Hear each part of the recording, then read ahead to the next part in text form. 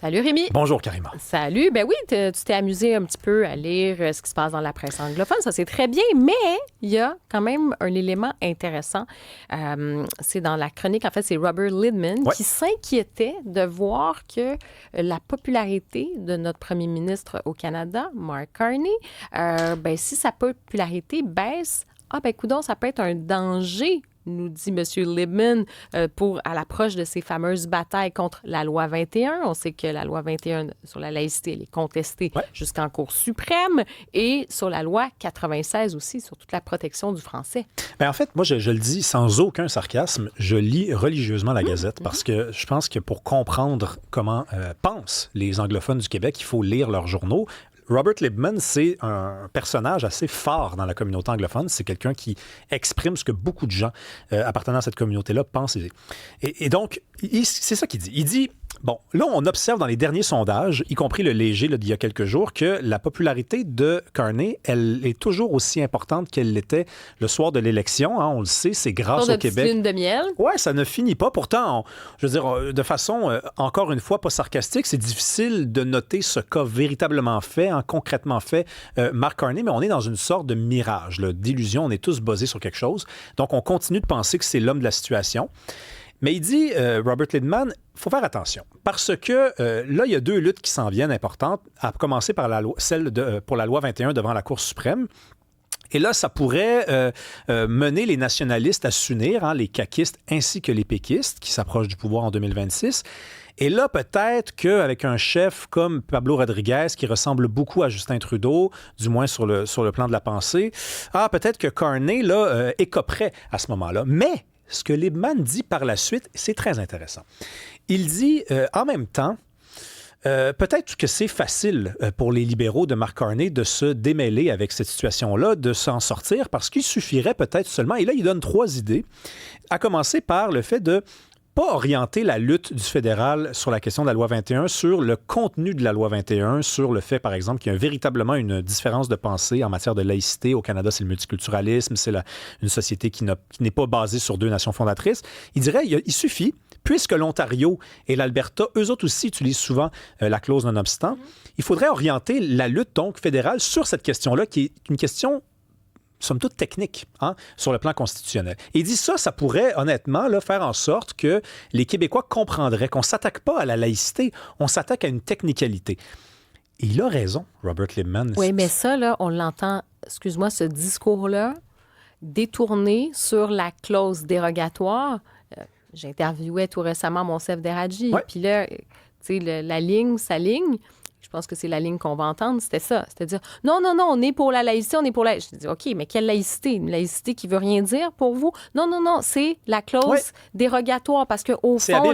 Non, mais c'est ça, à un moment donné... Donc, la cassette, tenez-vous-en pour dit... Elle sent bien, là. Elle est là. On en aura parlé, t'en auras parlé, puis c'est ça. Oui, il faut voir clair dans leur jeu. C'est-à-dire que c'est une façon habile, je pense, je le répète, c'est habile, de ne pas se positionner, finalement, sur le fond de la question. Parce que ce qui les dérange vraiment, c'est la laïcité.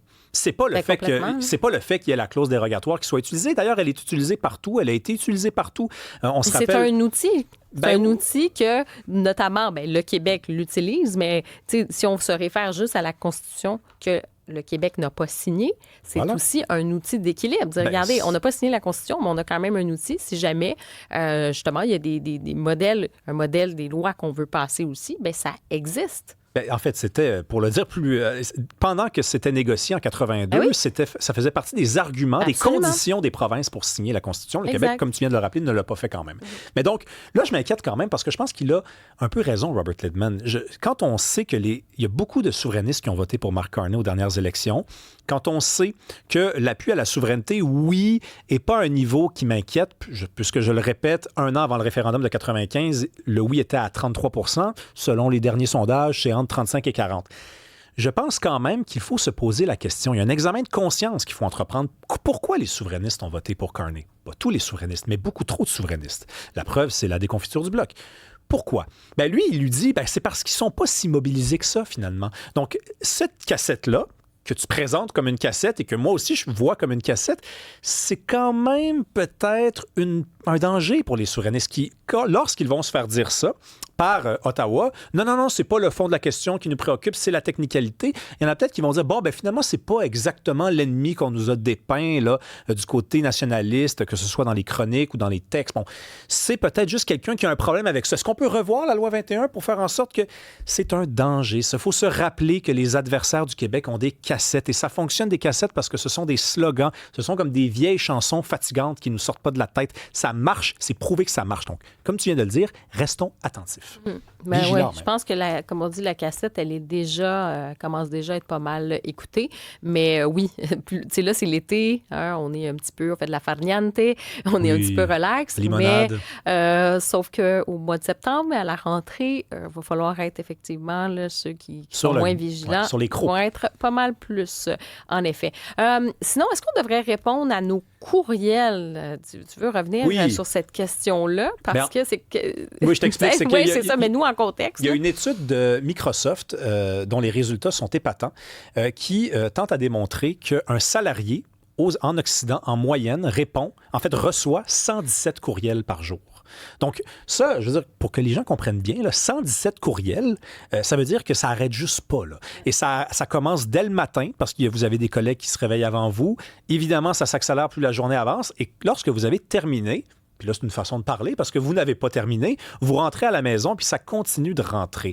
C'est une certaine forme de torture, là. Ça veut dire que vous n'êtes jamais libéré du travail. Vous ne pouvez pas vraiment déconnecter. Toi qui habites une bonne partie de l'année en France, tu le sais, en France, ils sont passés à l'action. Il y a une loi sur la déconnexion, parce qu'on a compris que les travailleurs, la plupart d'entre eux, ne sont pas épanouis sur le marché du travail. Donc, ils n'ont pas à répondre à des courriels la nuit. Ils n'ont pas à se sentir coupables de ne pas répondre à un courriel, même si c'est passé l'heure de répondre à des courriels. Je pense qu'on est dû au Québec pour une discussion semblable. À un moment donné, le travail, c'est censé être un morceau parmi tant d'autres dans votre vie et idéalement, pas le morceau le plus important. Hein? Vous avez une famille, des amis, des rêves, des voyages à imaginer, à réaliser. Ça, on peut en discuter. Mais c'est de la théorie. Ensuite, c'est de la façon, je suis d'accord, c'est-à-dire en termes d'obligation. On parle de télétravail, on parle d'être à la maison, on parle d'être au bureau. Mais est-ce que le compteur tourne 24/7?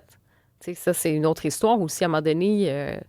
quand on a fait des lois du travail, ben oui, on a encadré tout ça. On sait que dans certaines... Ben, des fois, c'est un peu inévitable. Ça dépend de la nature du boulot aussi. Mais c'est évident. On s'entend, là, c'est pas de faire du mur à mur, mais effectivement, tu reçois ton courriel, faut-tu que tu aies répondu dans les 5 minutes qui suivent la réception du dit courriel à 2 h du matin, à 6 h le matin? Tu poses quand même une bonne question. Ben oui, tout à fait. Mais il faut quand même aussi rappeler que les courriels, ce n'est qu'un détail. Vous avez tous les messages sur Messenger. Il y en a qui sont sur Instagram, il y en a qui sont sur TikTok, il y en a qui reçoivent des appels, de moins en moins. Puis des fois, une fois de temps en temps, il y a quelqu'un qui vient cogner à la maison. Mais ça, c'est une bénédiction. Voilà, exactement. Puis d'autres bénédictions, c'est quand on est en studio ensemble. Oui. Ça, c'est une bénédiction avec nos auditeurs quand même, si on va se le permettre. Merci Rémi. À toi, Karima. Salut.